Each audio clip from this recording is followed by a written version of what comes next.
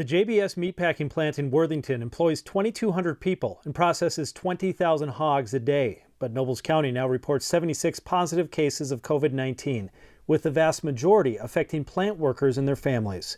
Because of language barriers, it's been hard for the state to reach the victims. The JBS president announced it's clear the disease is far more widespread in their county than official estimates, and despite the preventative measures they put into place, they now have to close indefinitely. The state of Minnesota did not shut down JBS. JBS's leadership did not shut down JBS. The virus shut down JBS. Someone has to make these decisions once they're coming. We want them to be up and running. The company obviously wants them to be up and running. Their employees want them to be up and running, but it is not possible to do that in this situation. JBS workers will be paid during the indefinite closure, but the closure still causes a ripple effect in the economy because of all the hog producers who sell to the plant every day and because JBS plays such a large role in the U.S. food chain.